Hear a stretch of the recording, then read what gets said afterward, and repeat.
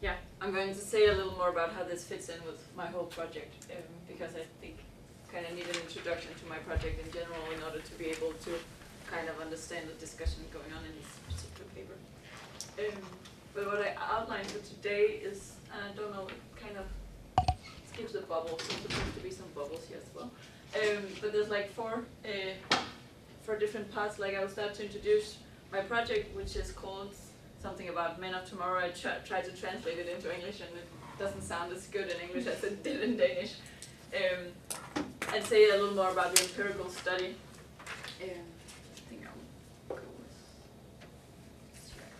with and then I'm going to talk a little more about the theoretical perspectives, and I might have over-exaggerated that a little bit because that's where I'm in my paper right now, so I'm kind of filled up with all this theoretical stuff in my head. And then I will move on to the more empirical part, starting to talk about this, what I called in this presentation, the tales of the henpecked husband, like going into this social figure of the henpecked husband, or the slipper hero, as it's called in Danish, and I'll elaborate on that. But going more into this is still a little theoretical with the idea of status and power relations and how that influence the construction of masculinity. And then it's going to be even more empirical, and I have a lot of quotes from my interviews. And hopefully I can have time to do all of that. I didn't time my presentation. So let's get started. Oh, sorry. That's the problem with Fraser, you have to remember your clicks. So, my overall project is like, I'm concerned with trying to figure out what happened to relationships when they're not traditional anymore, like in the sense that when women get career jobs or even become the breadwinner of the family, or like partly the breadwinner. What happens, and in this, like I tried to outline it here by saying that I'm interested in what is going on between what you can call less conventional couples like dual earners and dual caregivers, and then in the range to what you could call maybe unconventional couples where with a female breadwinner and a male caregiver, and I have one of those in my sample. They're not really easy to find. It's not that common in Denmark. And then in between there's these, that would be like these female breadwinner part-time workers, or maybe it's wrong to call her the breadwinner, but that's like a long discussion, all this breadwinner stuff that I'm not going to take up here. But that's like kind of setting the scene. We are in what could be called less conventional, even though they are pretty conventional in a lot of ways. Oh no, what's going on? But what is important is that in these couples, you can say that the traditional scripts for doing couple and doing family have lost at least some of their influence. And that's like a sentence I picked up from some other research, and I added some of, because I don't think I agree with the idea that the traditional scripts are totally gone, because they're still influenced in a lot of ways, which I will return to. And also the traditional masculine power and status is challenged, like when you're not the breadwinner, even though the breadwinner is dead and stuff like that, the breadwinner is still a category that has some kind of meaning and is attached to the male position in the family, I would say. So my empirical study is, or like this analysis and the whole project is founded on 22 in-depth interviews with men who are in, I've been working on this sentence forever, like what to call them. But now I'm calling them men who are in intimate relationships with career women. And what do I mean by career women? I'm sorry, this is in Danish, the figure. I didn't want to translate it. But I've been working with this kind of broad concept of career, defined from an idea that high income, long working hours and management responsibilities can be indicators of types of jobs that are not traditional women's jobs. And I tried to, like, this figure is actually not really good, but I put it in here anyway. But what it's trying to illustrate is the small heads are actually the men, but I tried to make it more understandable by saying like the red box is income, and the green is working hours, and the blue one is management responsibilities. And as you can see, the men have been placed according to how their wives fit into these three categories, and most of the wives actually have all three. And they're making like more than 500,000 kronas a year, which is $100,000 or something like that, which is kind of above average. I think there would be like 15-16% of the population, or the working population, making that kind of money, and less when it comes to women. And working hours is been defined as that she works in general more than 37 hours a week, which is like the standard in Denmark, which is what, and actually most of them, which is interesting, most of them in their contracts it says 37 hours, but they work maybe 16 or 17 or some of them. And then management responsibilities, that differs a lot from being like the managing director to being some kind of team leader.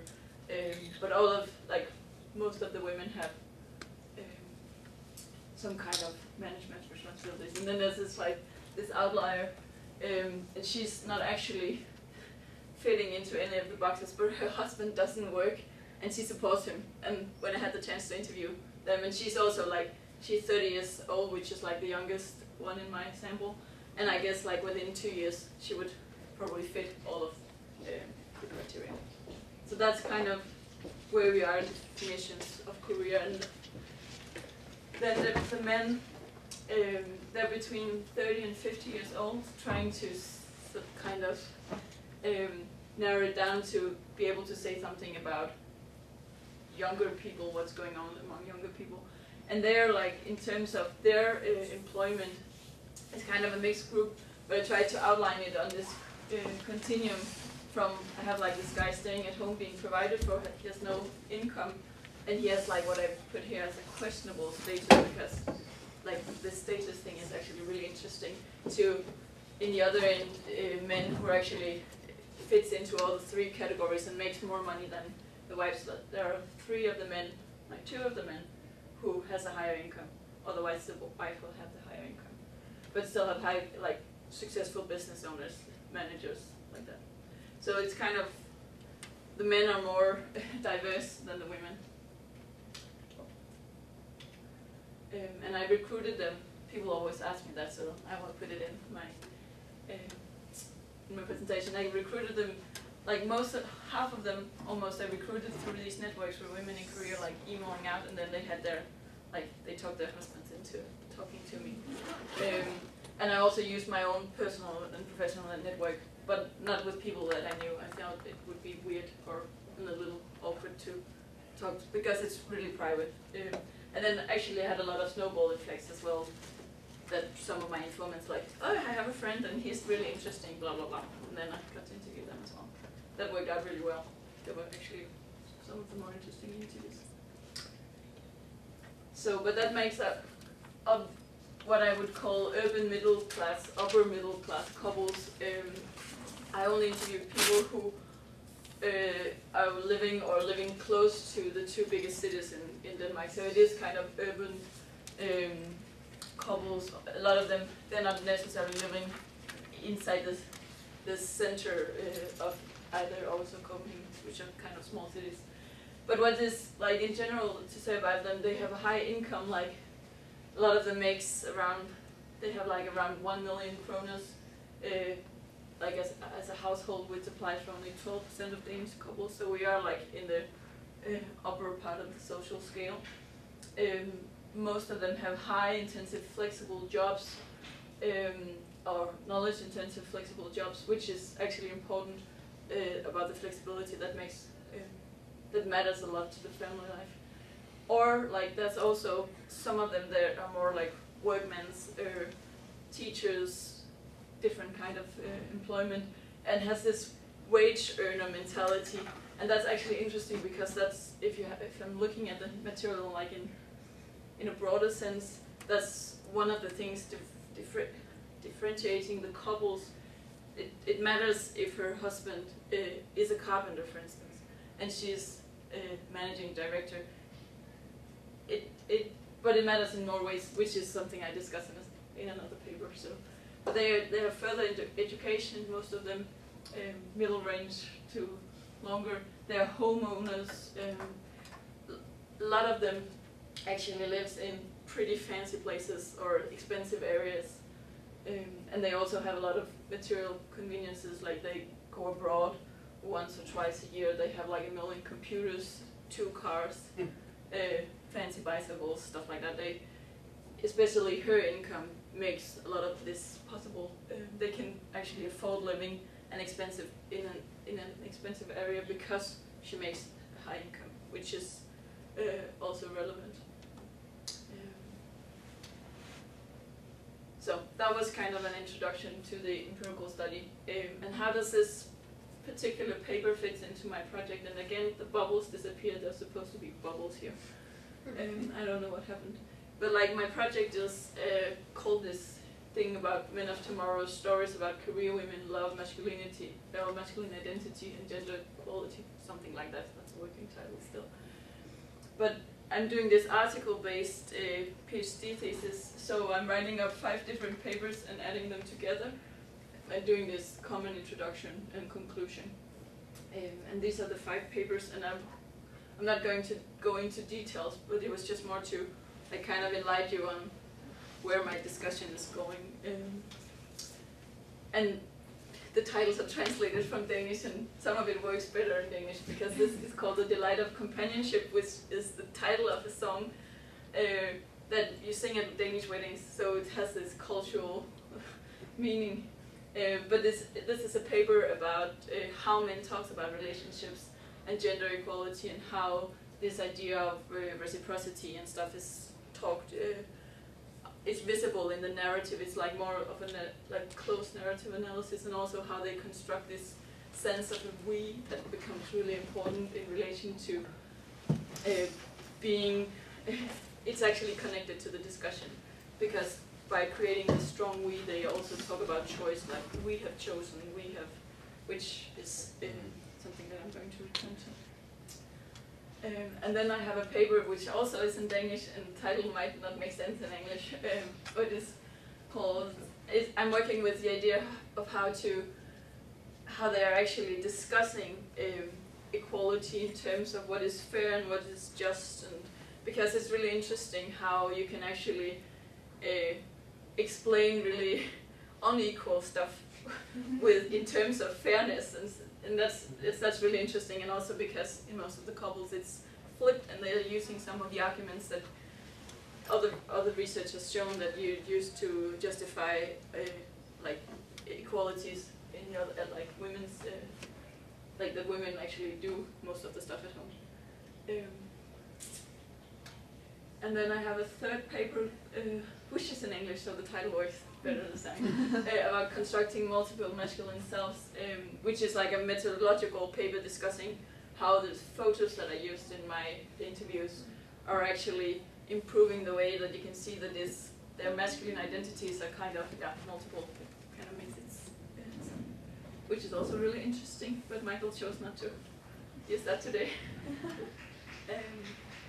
And then I have this 4th paper about fatherhood, because being a father and being involved in family life is really important. But I haven't read, it's not done, it's not even started, but it's going to be soon. But that's like a 4th aspect of the whole discussion, that fatherhood turned out to be really present in the story. And then the 5th paper, which is the one I'm going to discuss today. So I'll skip the presentation about that. So let's go to the theoretical perspectives. Like one of the things I have been thinking a lot about, and which is actually discussed a lot in the Scandinavian literature, is how to study change. How can we actually know anything about what is change? How can we actually observe change? Like what is going on, and how to document it?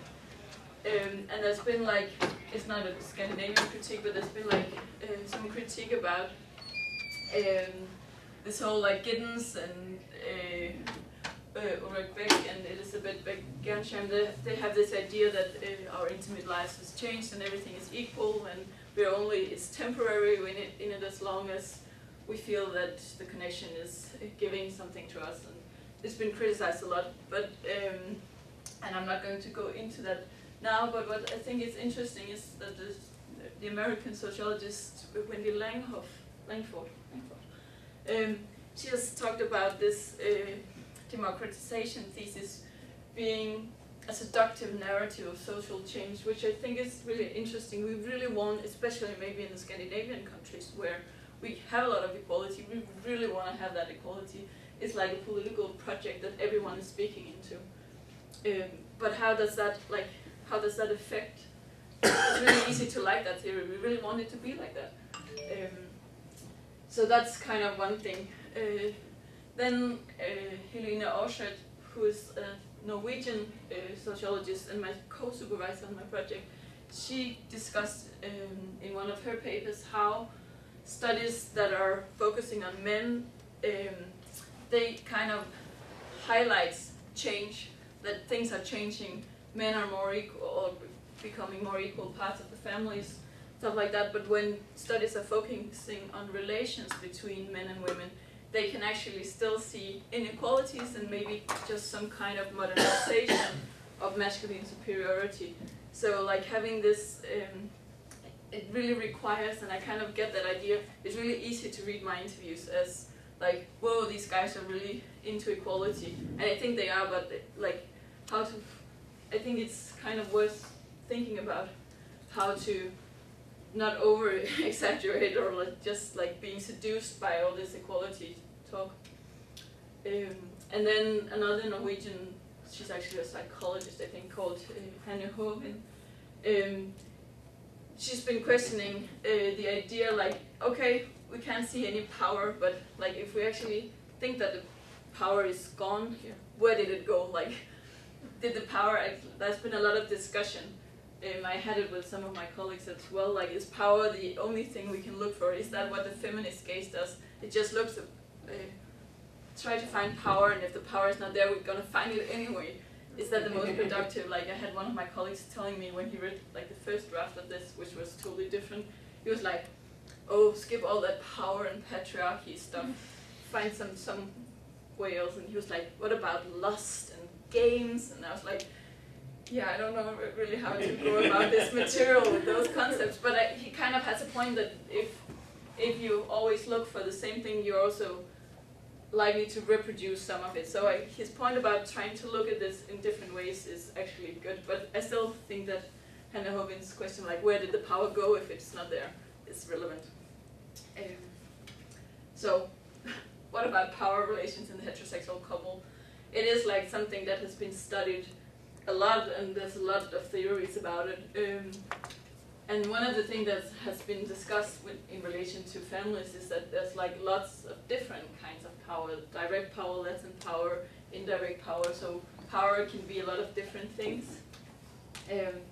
There's a lot of power that is what you could call, in a more post-structuralist thinking, like unconscious reiterations of gender structures, like we're reproducing a lot of stuff people would not necessarily consider it as power, or and also like in the more Foucault-inspired world, you can also talk about all these discourses that are affecting our ways of thinking and our interactions and stuff, which I think is like a good way of trying to have a broad view about power. That's kind of what comes out of all these texts discussing how to study social change, is that we need to be sensitive and we need to have a nuanced view of what power actually is.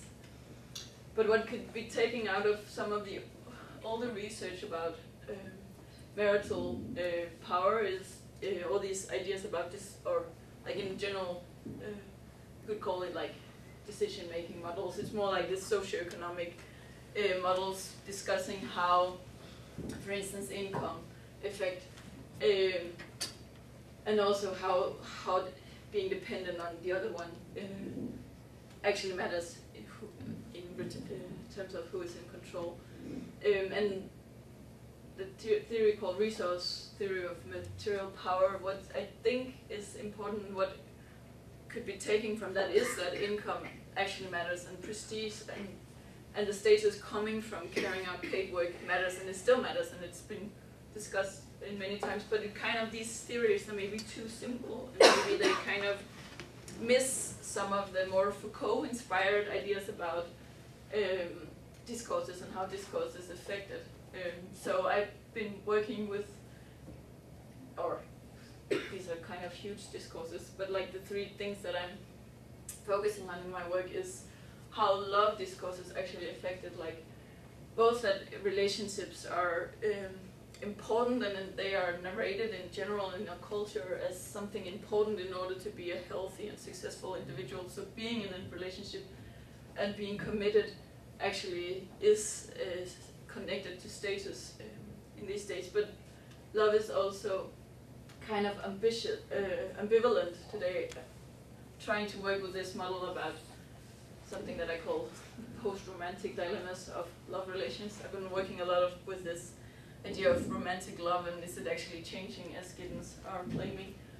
But some of the things which are also something that reflect in my material is this dilemmas between like we want to be autonomous in some way, but we also think that love is about interdependence and responsibility, and how can you manage both? How can you both be dependent on each other and be independent?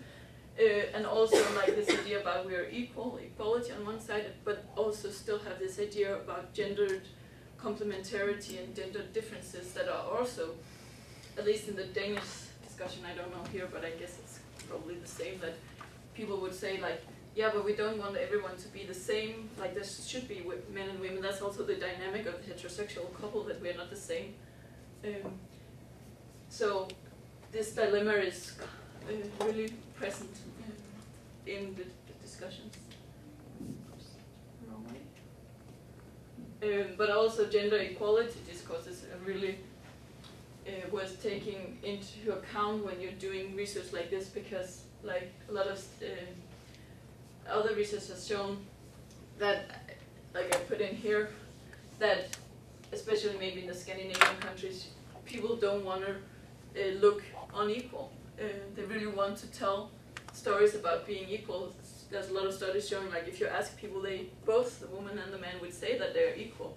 But then when you give them these questionnaires where they have to fill in stuff for a couple of weeks, it's like it shows really easily that they're not sharing in the same way that they want. So people would come up with other kind of argumentations, which is also visible in my material, that it's convenient or it's like the most rational thing to do. Like I work far away, of course it's the most rational that she picks up the kids, stuff like that. But what is important, I think, in terms of status, is that being equal has a high status. It's not there's no status control in claiming that I'm not doing anything. And then also like all the gender discourses are of course also relevant to studying all the ideas about what is a real woman and a real man. But this is more difficult in terms of status, because status can be really contextual, related, or it's different between different social groups and different, yeah, you kind of get that story, I guess. So what's up with all this status and power relations? I already used the word status a lot of times, but this is a theory that I borrows what I like from it from the American sociologist Theodore Kemper, and I don't get it all. Like his theory is really complicated, but his idea about status and power relations, I think it's interesting, because like connecting status and power makes sense in a lot of ways in order to see something else, as I was talking about before. But what he says about status and power is that both are limited goods. So like what we do in everyday life is like kind of a complicated game of trying to claim status, trying to claim power, and also giving it to other people, which is like it's not only a one-way thing. Like you have to afford or give people status. You can't only claim it. But he kind of distinguished between, and that's where I get a little weird, or maybe I don't just get it. I have to read it again. But he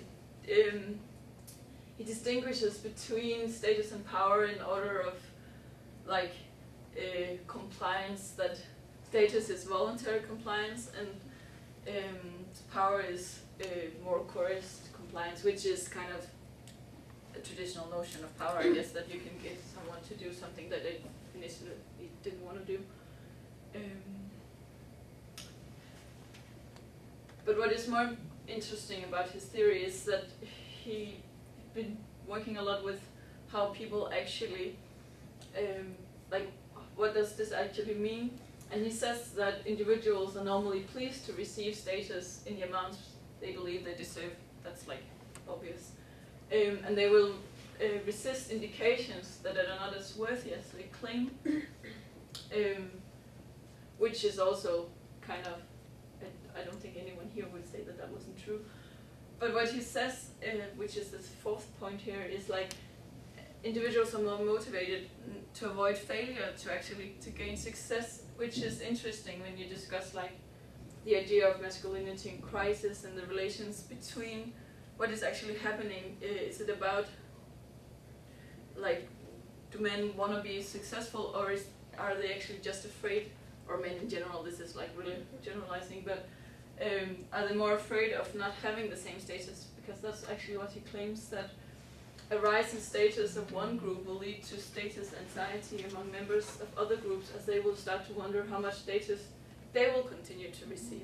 And I think that's really interesting in relation to discussing what is happening. And that's also actually why I think this status concept is interesting, or more interesting maybe than the power concept, because power can be a lot of things, and like and within family life that can be kind of, it has to do with also like what kind of task and what kind of relations are actually the one giving the status. And in relation to love, this is like the last theoretical part. He says that what is going on in a love relationship is that at least one part or partner is prepared to give like a lot of status to the other. Like hopefully it will go both ways, but like I kind of get his point about it doesn't have to be like that. And he says that powers enter the love relationship because love feels so good and the partners become dependent on it, but they cannot always give each other or the other what the other actually needs or wants. And then he's actually kind of thinking in the same ways that this dependency, like the moral school, is kind of developing on that, I think. But this was kind of like the overall theoretical framework that I'm working within. So let's move on to the henpecked husbands. I found this really nice image. It says something in Hindi, I think, and in Urdu, but I haven't found. I don't know anyone who speaks those languages, so I'm not sure what it says, besides that one of the characters is the same as in Persian, and it says something about slave, so, but I guess the picture kind of tells without the words. But what I find interesting about this cultural tales of henpecked husbands is that they're cross-cultural, as I think I told you on the way. In Danish we don't talk about henpecked husbands, we talk about slipper heroes, or being under the slipper, which comes, I did a little historical digging on this, because I think it's like the concept is interesting, because it's widely used throughout, like at least the German, Anglo-Saxon languages, but it comes from German, the Danish words, and is, I think as far as I could figure out, something that derives of this tradition they had, a wedding tradition where they were kind of doing, the game you also do as a kid, where you try to step on each other's feet, and the one being on top when it ended would be the one like having the symbolic power. And slippers are only worn by women in like back in time. That was like, and also maybe richer women, because I guess that was also something that you wore at home, right? But actually you can find there's also, the shoe has also an important meaning in the ancient Egyptian wedding rituals, where I guess it was something like the father handed over the shoes to the husband, and then he kind of hit his wife in the head with the shoe. It's something like that, symbolizing his power over, like the father giving the power to the husband. But I did a little more cultural digging, and like the idea of powerful women and henpecked husbands, or like is actually old. You can find stories back in the ancient Greece, like in the Symposium. There's a story about Socrates' wife Xanthippe, who is also controlling, and I guess this picture shows it that he's pouring something in his head. And he's kind of giving into it. That's kind of the story in the book. Like, he's not doing anything about her being controlling. And there's medieval folk tales in Europe telling about Aristotle and this woman named Phyllis, who kind of, like, she's riding his back. Like, I found a million different ways of illustrating this. But it's something about, the story goes something about, she's actually in love with someone else who is like the general in some army, and because he's more preoccupied with fucking her, I guess that's the deal. He's not winning the war, and then they have to do something, and because they break up the relationship, she gets really pissed, and then she seduces Aristotle in order to prove her power or something, and then she convinces him into doing this, which is really degrading, and he gives in, and she's allowed to go back to the general or something like that. The story changes a lot, but like the idea about the woman being able to kind of use some kind of power to seduce. I think the story is that women can seduce men into not using reason.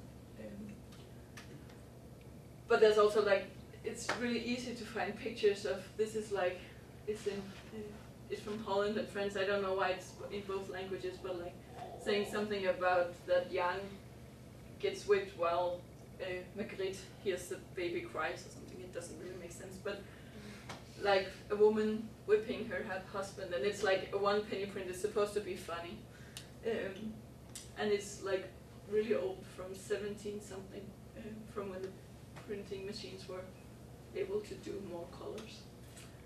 And I also found this old American flyer from, it has to do with women's right to vote, so it's like in between these two, but saying something about, do you actually want men to end up being at home? Like, can't you see this picture is wrong? The hen is watching, like the hen is walking out of the door. And also, like, this is an old Valentine's card from New York saying, henpecked husbands, and then it says, the way you brag in the saloons, you think you were the boss in the house, but at home you wash the dishes and keep quiet as a mouse.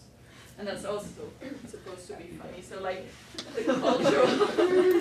the cultural image of these men being like under the slipper, as you would say in Danish, is old. Like, it's not a new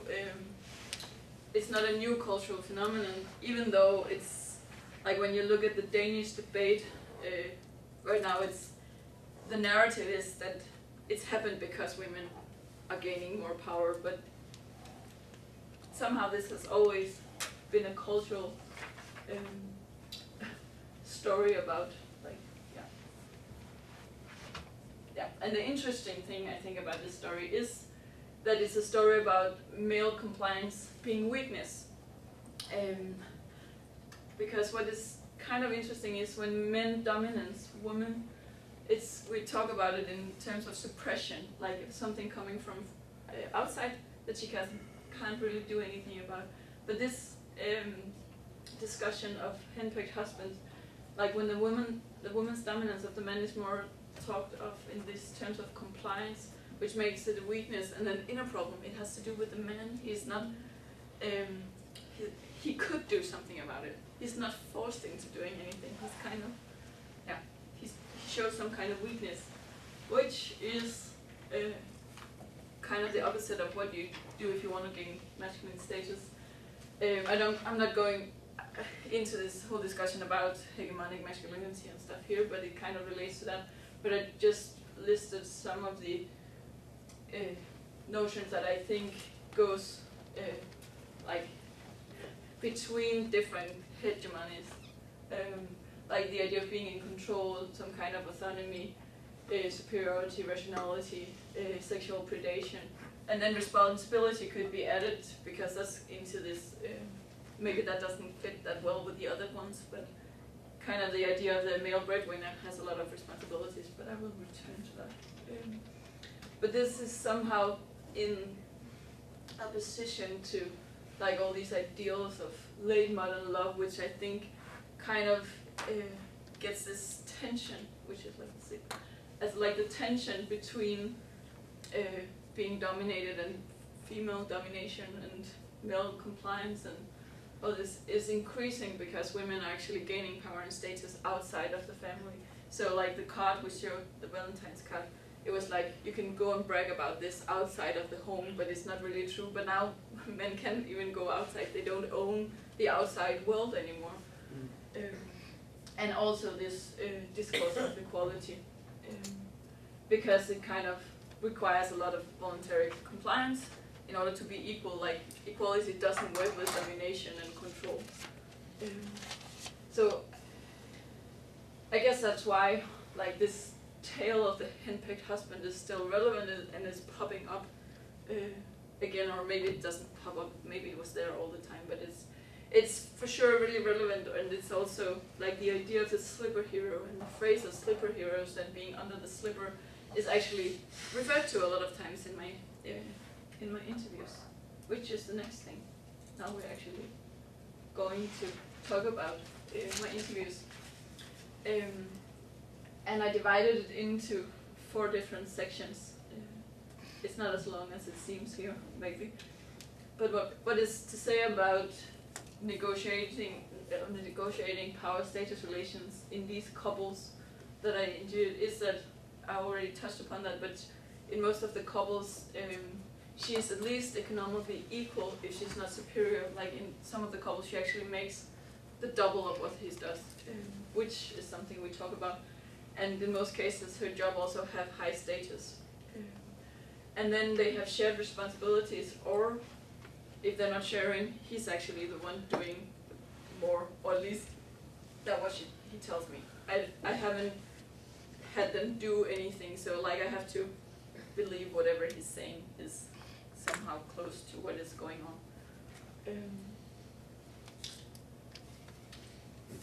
So, first of all, I brought this,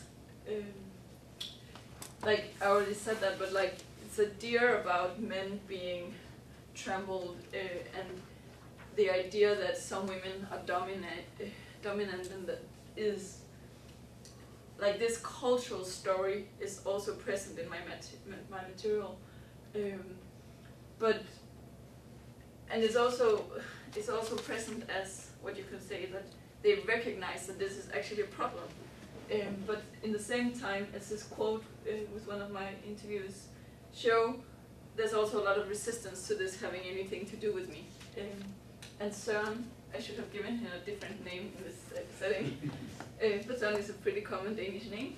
He says, in relation to, and I'm sorry if the wording is a little odd, it might be because I'm translating from Danish, and some of the guys are actually talking really weird in Danish as well when you translate that. Yeah. So, but he's saying like, in relation to the matter about men being trampled, I mean, if you lie down on the floor and act like a doormat, how can you blame anyone for wiping their feet in you? I mean, some of the men have to stand up for themselves. I have no doubt that in everyday life, a lot of men of my generation and the younger have become doormats who don't express their opinion.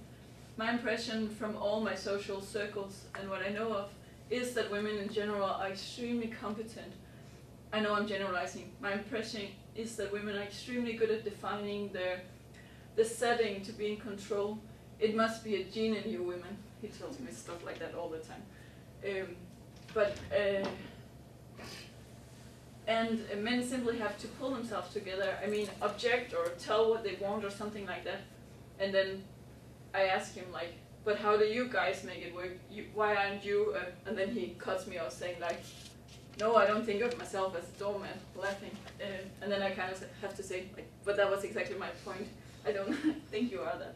And he says like, well, I just tell, well, my wife says the same thing. I poke my nose in things too, stuff that I don't need to have an opinion about. Her business, so to say, right? And the same goes for me. Get off my back. I mean, I'm not your son. Normally she gets it. But of course we discuss it too.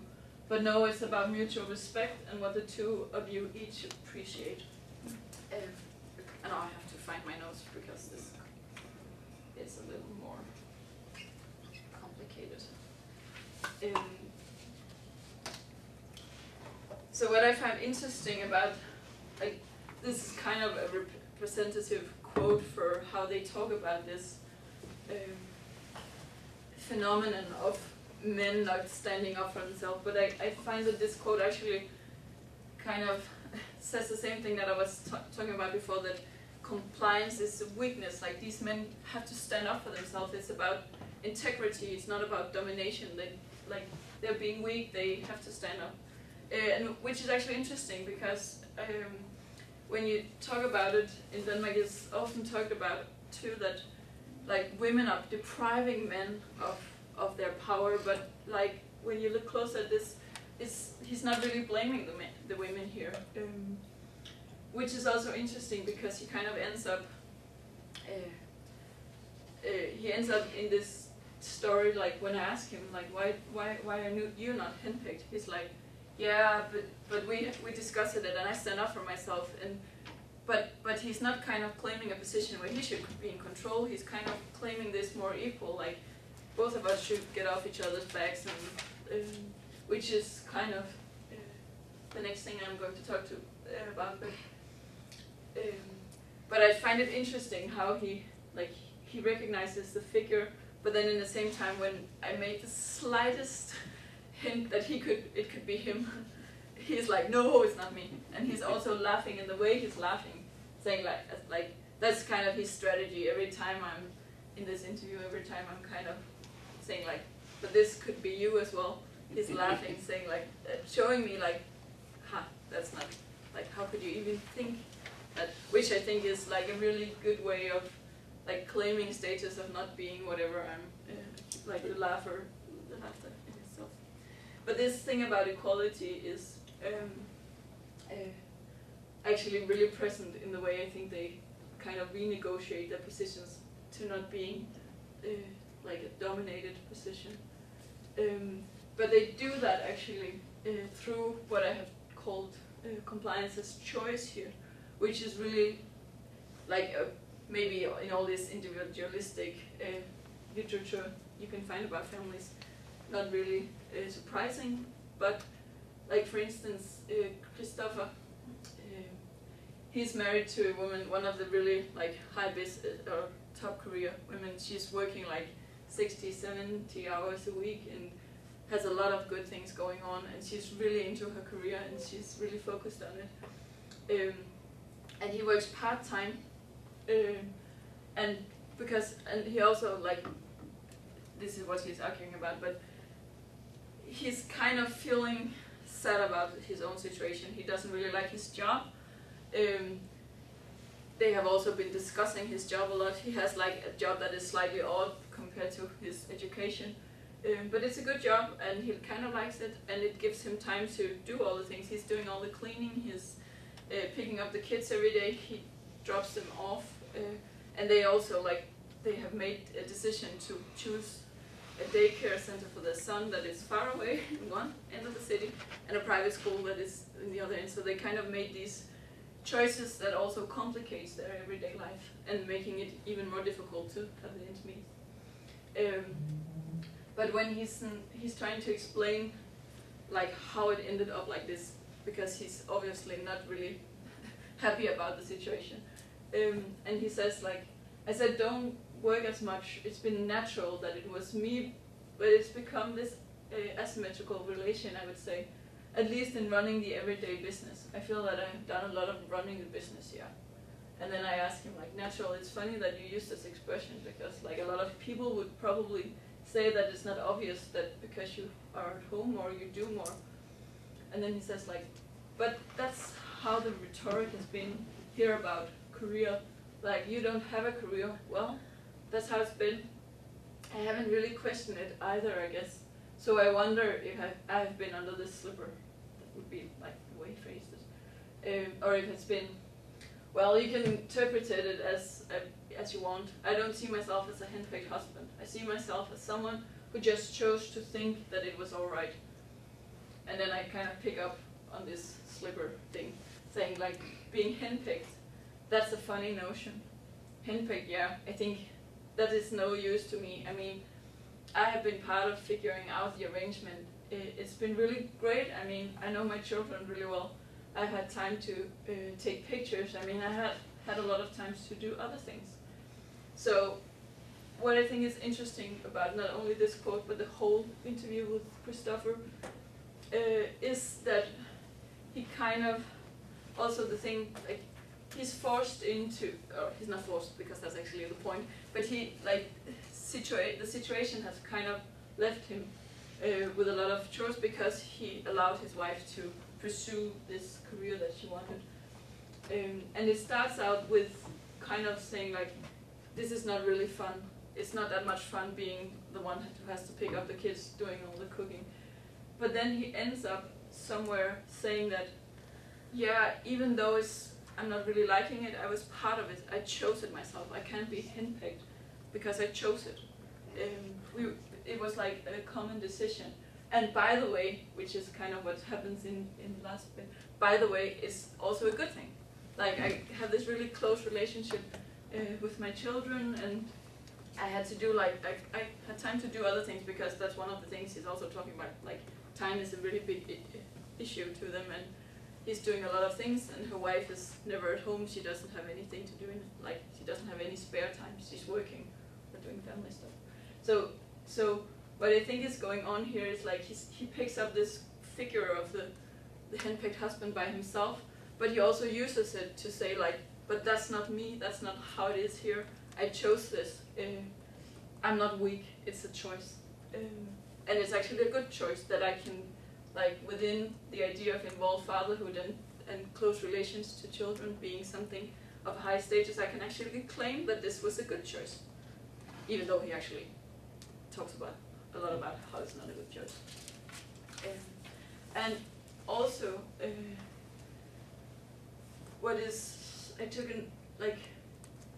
Christopher is really interesting because he, on one side, is totally in on all this equality stuff, but he still has these kind of old-fashioned ideas about masculinity, which shows in the next quote that I took. It's later in the interviews, where he's talking about like changes and gender roles and stuff, and he says, changes are happening, you know. Some would argue for the importance of claiming your right to be a man and blah blah. But I mean, to do that, you need in some way to have, like, some kind of masculine values to tie that to. I haven't felt that I had that. I mean, it's not really masculine to say, hey, I'm just going to relax on the boat, right? If you don't bring home a lot of money to, or have some kind of fancy job where I make a packet fitted for that kind of lifestyle. And what is interesting about that is that even though he's not practicing, like, traditional masculine values in that sense, and he gave up on a lot of the stuff. For instance, the boat is pretty important in the interview. He had been sailing a lot, and he had a job connected to sailing that he would really like, but he gave up the job and the boat when they had a family because it didn't work out. So this boat kind of symbolizes freedom and stuff for him. But what is interesting is that he has this idea about masculine values, which he uses, that is somehow still connected to being the breadwinner.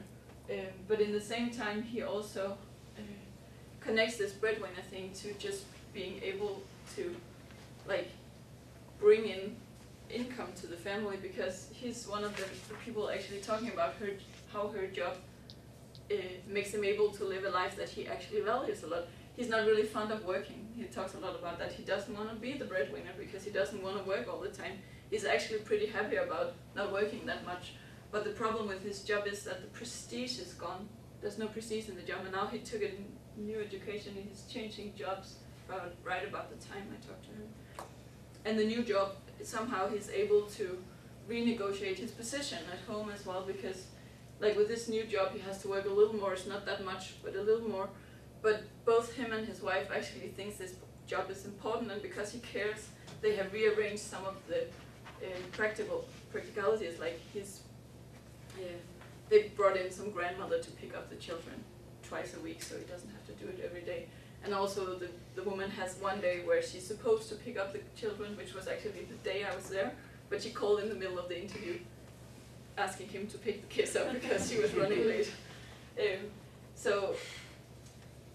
But, like, the interesting idea is here it kind of shows how income and money actually matters, but maybe is changing it.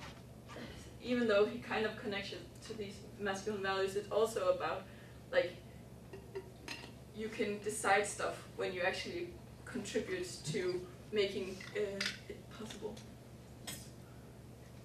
So, and even though they practice equality and he's really into the whole equality thing, he's not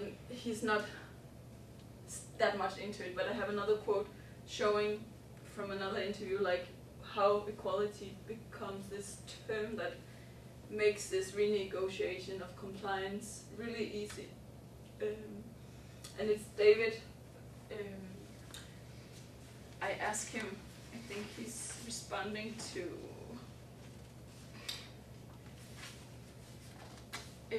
he's like David and his wife, they have the same education, but he kind of she went on doing like the best thing you could do within that field, and he kind of did something else, which is he likes his job, but it's not like something it's not connected to his identity. He likes it, but it's not. They really talk a lot about her job, and that's like he kind of talks about it as the glue in their relationship, as the thing they kind of get together around. But and it also has a high priority. Like for instance, he did a long paternity leave because she wanted to go back to work. He's been abroad, like having a leave because she was going abroad, and they're planning for another stay abroad. And also like they're really into the idea of sharing, and they have all these schedules for like how to share equally. But she's away a lot of the time. She goes off to meetings and go abroad, and then he has to kind of picks up and do stuff. And when I ask him about what he thinks of her job, like having this high priority, he says this, like it depends on what you. I mean, oh, that's not the right quote. Oh, I kind of switched it. This is the right one. He says like I think it's fine first of all because it's always been like that, meaning I knew what I signed up for. Again, he chose this. He's not being forced into anything. But also secondly, how can I explain it? I think I'm also proud that she produces some really great things. I mean, I know she works really hard, and I can feel she's passionate about it. And even though it's tough, she's really happy when she accomplishes things at work. So in the long run, it's spent well, kind of.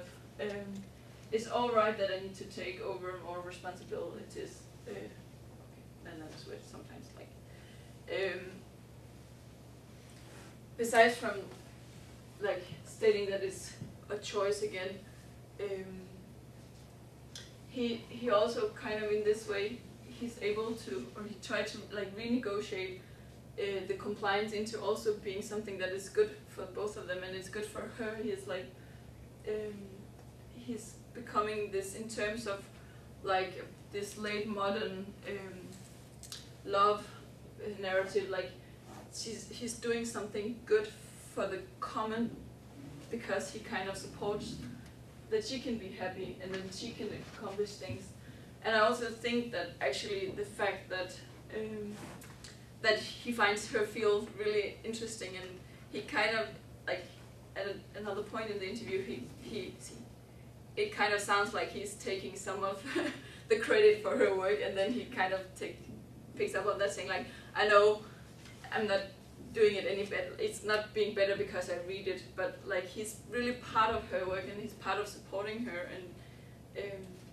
and he takes pride in that. He kind of claims status from being the supportive husband that takes pride in her job too, and kind of becomes this narrative where she can do all this because of him. He's not specifically saying that, but that's kind of in the story somewhere, that this wouldn't be possible without him.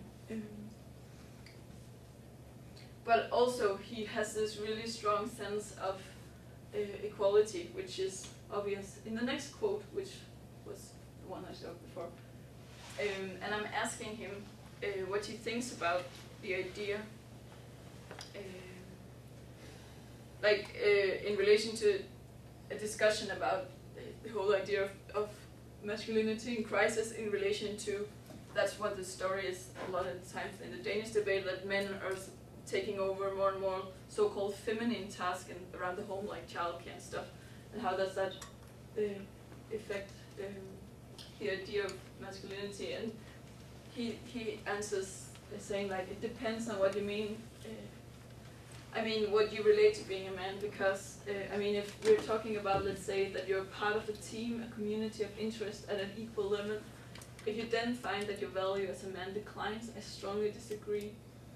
But clearly, if you frame it in terms of having to give up some of your power with regard to being in charge of the household economy or how to raise the children, well, then it's true. Compared to my dad, for instance, I have given up a lot of power. I mean, downright power, or the right to make all the decisions, the chance of directing my own course. I can't do that. I have to involve my wife, or not involve my wife, or not even involve. We have to. I'm not the one involving her. We're in this together, and I really want it to be like that. It gives me so much more. And I think like the last bit, there was someone laughing, is really interesting because it shows how he kind of ascribes to this idea of him involving her, and like, oh, that sounded weird, and we're actually in this and not involving her. If someone is involving anyone in that family, it would actually not rather be her.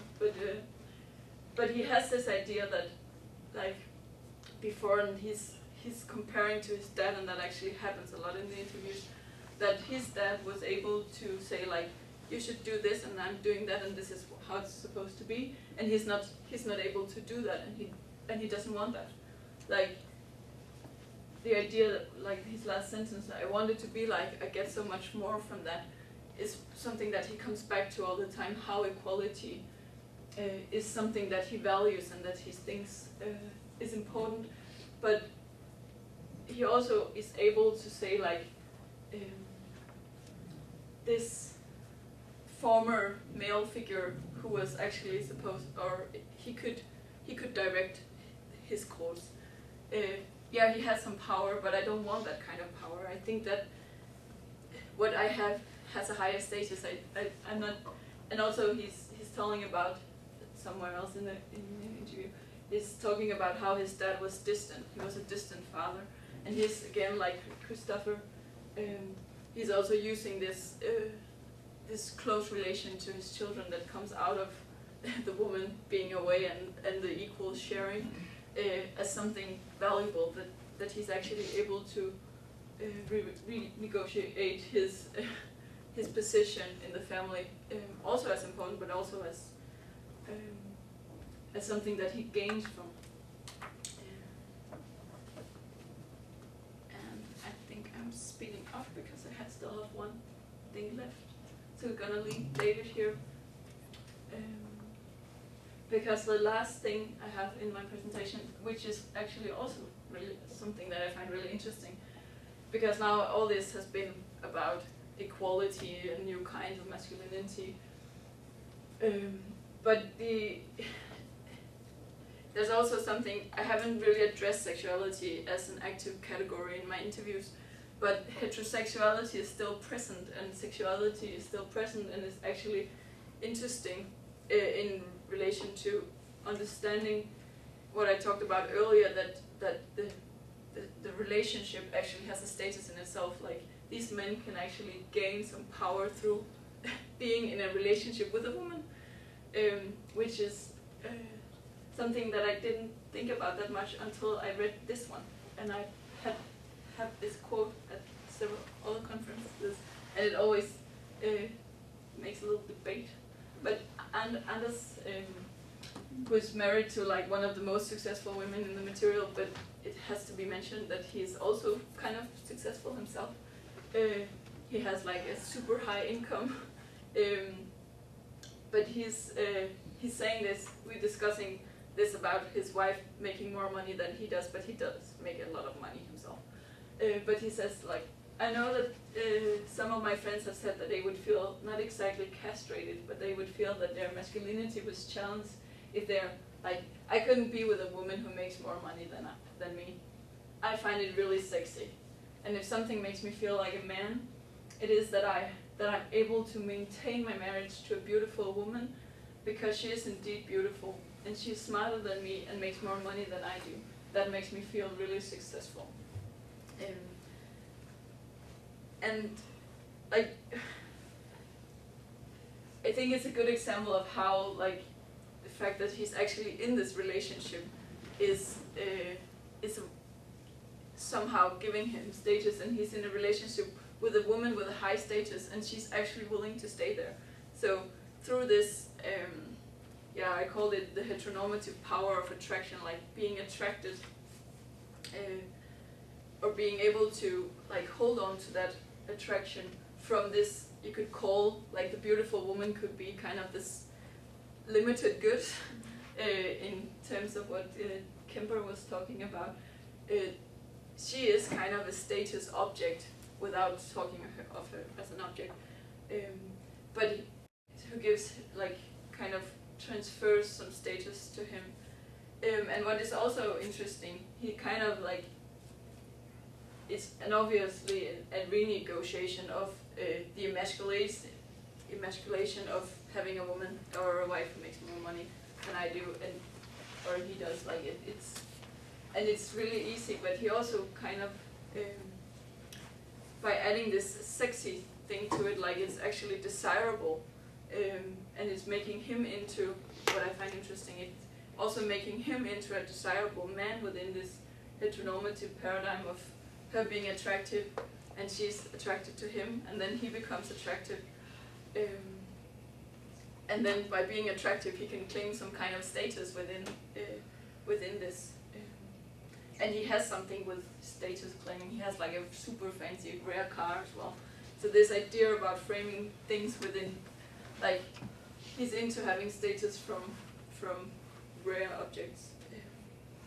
But what was interesting last time I brought this quote, there was someone in the audience like objecting to my reading that he was that it was just like some way for him to renegotiate his own status and claiming some status from this position that was questionable. And she was like, no, he's just like old school sexist. He's just and like, what's up with him talking about being beautiful and all that? And I think it's actually, I kind of see the point, and I think it's worth dwelling a little more about this highlighting of her beauty, like instead of her intellect, which he also mentions. Like, first of all, like the idea of beautiful women feeds perfectly into this heteronormative way of talking about relationships, and almost all the men in my material, when I ask them like, why did you first get attracted to your wife, they're like, oh, she was so beautiful, and then they talk on about her being smart and clever, and that they like smart and clever women, and that the dynamic that gives actually works really well and stuff like that.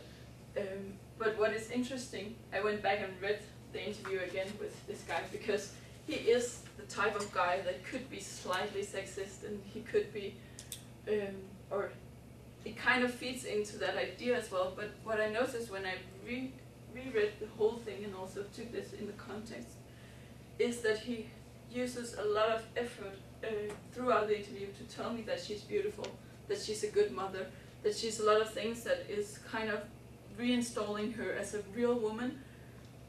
And that could, of course, be read really easily as like the use of patriarchal power, but if we kind of return to Kemper's idea of love, it could also be like, if we take him up on the idea that love is like transferring a lot of status to the other one, he's actually also trying to reinstall her as a real woman, because he kind of has an idea that I think that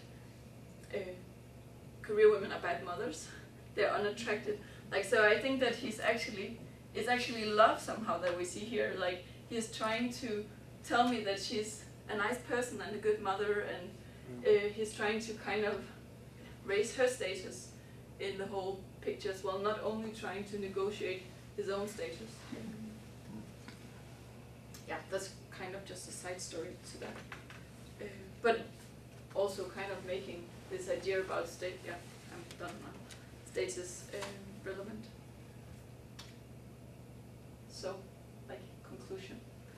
Yeah,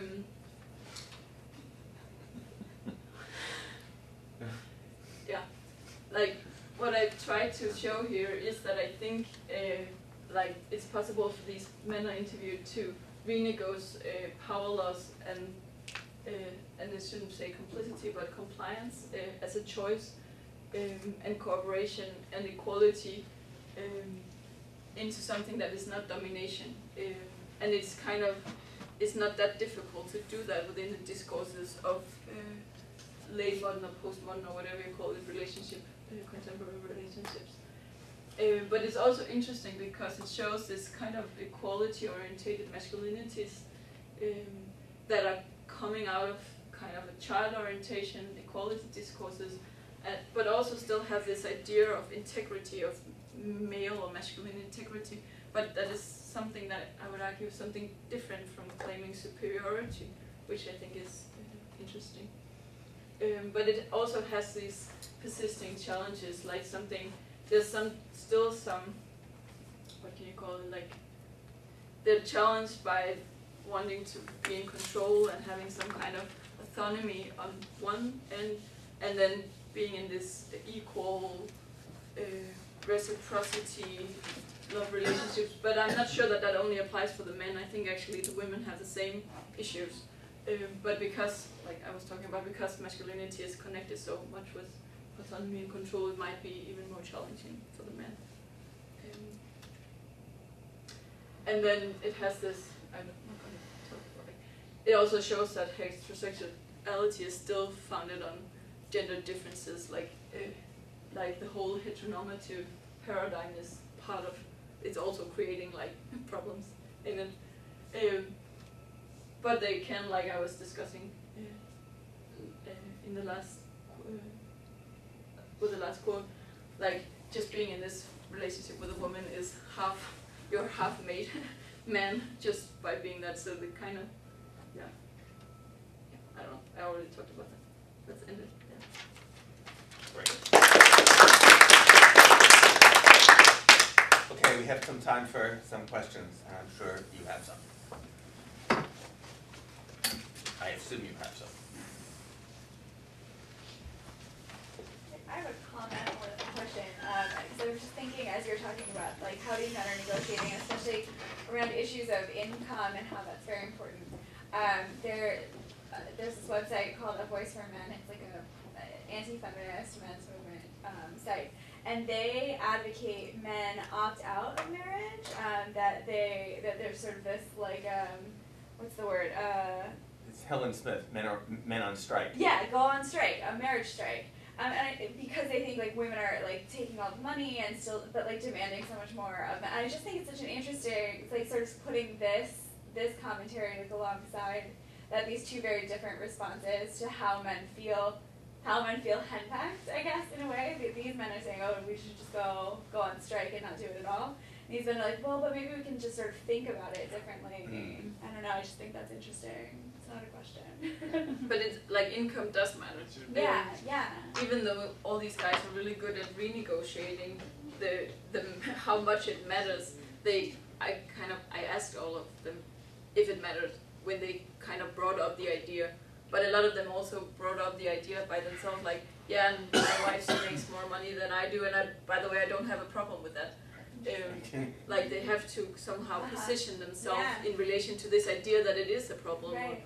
And of course it's also like, of course it matters if your spouse makes the double, because I also talked to them about how they actually manage their money, and they have like all these different strategies for pooling money so that it equals it out, or like because she's making more money, she should be able to feel that somehow she actually works a lot for making all this money, so she has more pocket money. They talk about, so there's like a lot of, but that's like a different paper.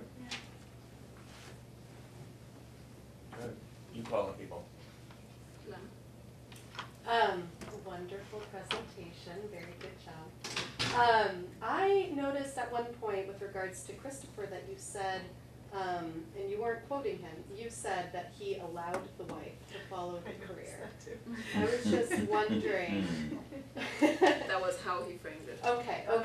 I was just, it just got me thinking, is there this tendency to think of the power and status tension in supplementary measure, in that, maybe she has the status, but he has the power in that he's allowing her to have that status, and that, obviously is reflected in this whole cultural production of the henpecked husband image, of, who really has, trying to suggest that even though the man is the one who has the status, that the woman's the one who has the power.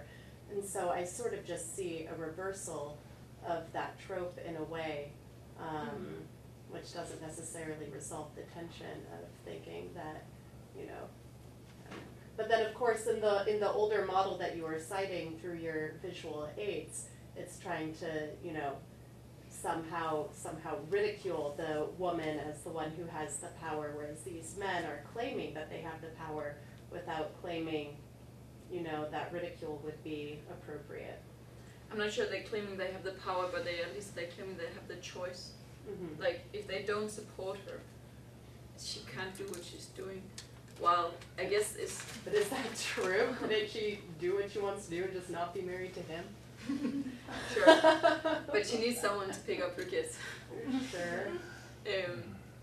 Yeah. But this illusion of having any sort of but I guess power it behind makes, her following her dreams is But it's like, I guess like former generations, it would be more appropriate for a woman. We have this term in Danish, like about the woman taking care of like the backlands, so the husband is able to do his career or like pursue his career, and that was, I think, for women, it's like a contested position now, but like 40 years ago that was a status awarding position.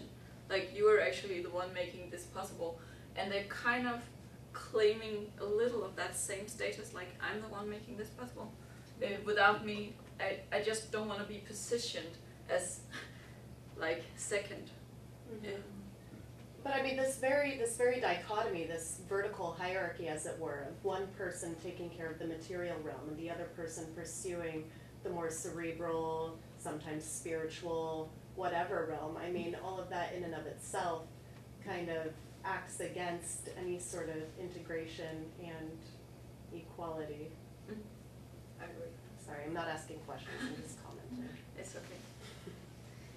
Hi, I do some work in gender and work issues, and there's three counterintuitive findings that, is out there in some literature that I think relates to your analysis, and I'm not sure it's based, of course, in American sociological empirical studies, but one of the interesting things, domestic labor is a huge issue, of course, and the gap in that is far greater now that are presumed than with the income gap. But what they found is that generally there was more equality. A series of studies found with sharing of domestic labor as education and as income went up across the board. But when they found they came to the very high end of income attainment with women, with the men making less money and expecting almost more equality, just as you were suggesting, it did not occur. In fact, it dropped down. That and the assumption, the analysis was that was the way that those men in those particular empirical studies were retaining their masculinity by refusing to engage in more domestic labor because the income gap was so sharp. And another study that was actually done by Jill Suter, who was a PhD student here a number of years ago. Did you know Jill? And she did her analysis of actually adult students here at Stony Brook. And she did an article, and a piece of her analysis was that she did an attitude, a gender analysis attitude measure. And she found that she was comparing blue collar and middle class responses. And then, as expected, the middle class respondents, the men, all articulated greater issues of equality. But then when she did an activity measure of do you wash the dishes and how often, and do you take out, do you go do grocery shopping, and do you change the baby's diaper and all, that in fact, that the blue collar men did much more, even though they said they didn't believe in doing much more than. That's what Naomi Gerstel found also. She studied doctors in hospitals versus EMT drivers, and the doctors in hospitals had much more liberal values, and the EMT drivers did a lot more housework. What a shock, right? Makes some sense, but it is a little counterintuitive. The last one that I was just going to measure, just because it mentioned might be of interest to you to look it up at some point. And I don't remember the title. Rose Kozer did an article quite a few years ago about wanting to retain her power in the kitchen. Now, she was a prominent feminist sociologist from this department, married to another prominent sociologist, and he was probably, clearly more powerful within the field of sociology. And she did this article. The room's named after her. Oh, yes. For those of you who never heard of her. She loved to cook. She liked to entertain. And she did this article of the kitchen is my domain. I don't want my husband in my kitchen. I don't want anybody to tinker. This is my power base, my domestic. And she got attacked by other female sociologists for taking what they perceived as a very traditional, advocating for a very traditional role of women in establishing that power. So it was just interesting, some of those things, and they all, in different ways, intersect with what your analysis. Yes. I was wondering if you found any differences based on the industry that the wife is in. So, like, if you have a wife or a partner who's a woman and is a doctor, is there a difference between that and a lawyer or someone who manages a business? Did you see any differences across the industries that the women were working in? I think the differences, has to do with the flexibility of her job. Like, the more flexible she is, the easier it is to, that she can also take the kids when they're sick or something. It's easier to negotiate your way through everyday life, depending on flexibility. But I think actually his industry was more important because, if he got what she was doing, and I have wonderful quotes also saying I don't understand how she wants to spend 12 hours there every day, and she doesn't get paid for overtime. Coming from someone who's used to, he has this wage earner, I'm not doing a minute more than you pay me to do, and if I have to stay here, you have to pay me a lot. And where career is something else, where here you have to do a lot of interest time in order to move up in the hierarchies.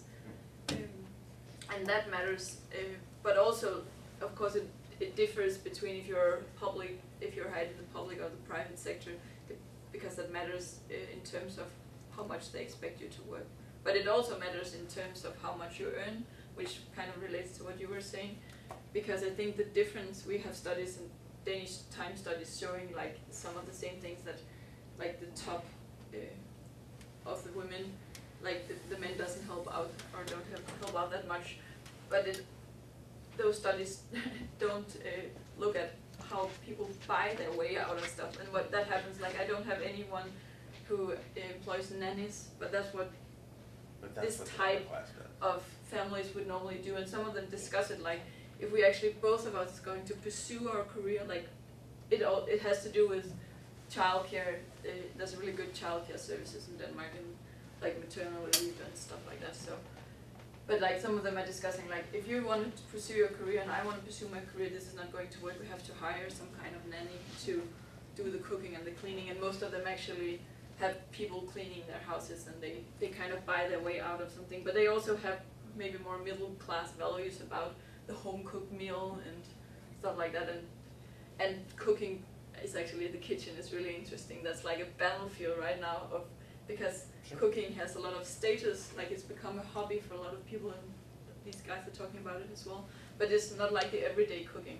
It's the fancy cooking you do at weekends. But actually, most of these guys actually do the everyday cooking because they are the one picking up the children, and the children needs to be fed before the wife gets home. So they kind of do that, which is interesting with this material.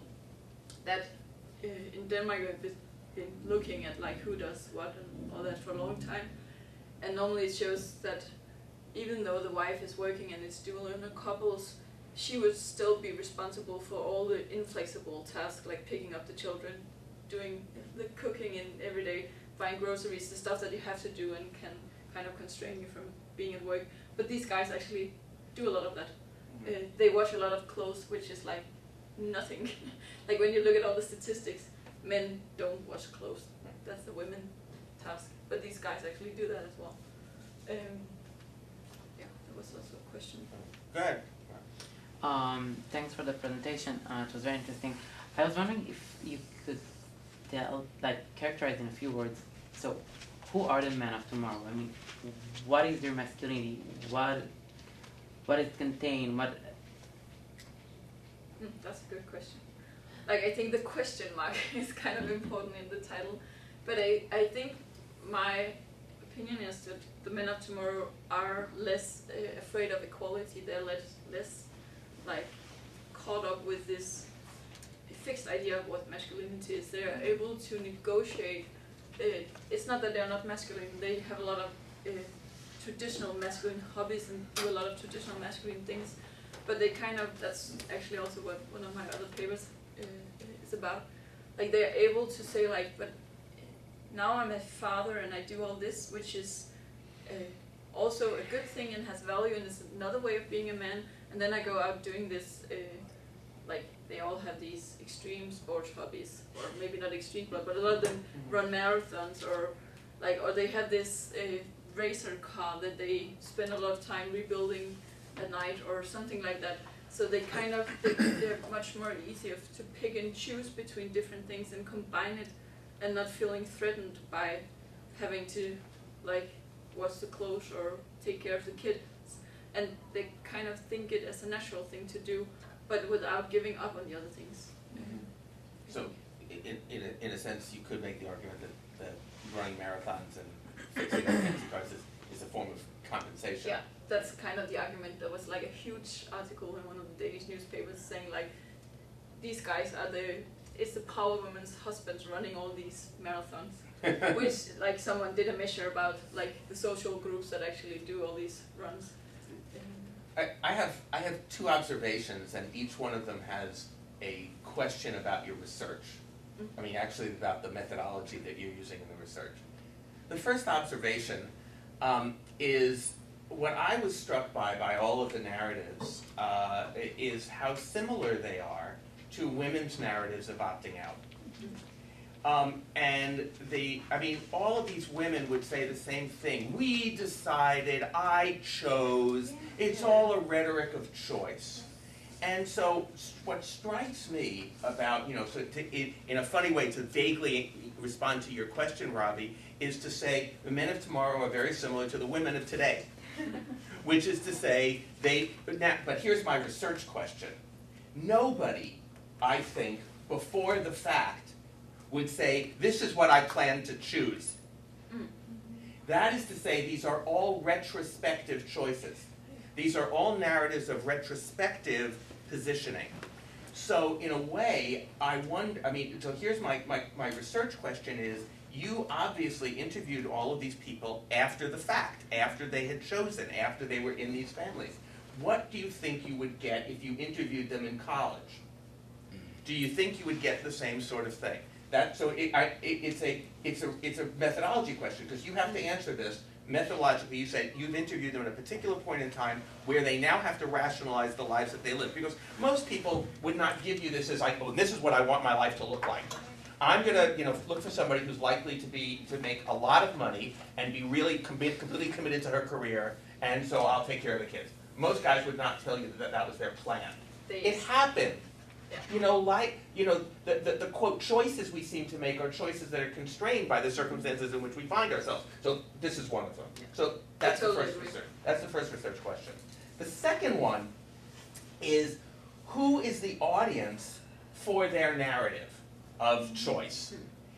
now it seems to me, could you go back to that last card in the one where she's talking about, you say it in the saloons, but you're still under my thumb, baby, or whatever she says. You remember that one? Yeah, that was. Yeah. You know what I'm talking about?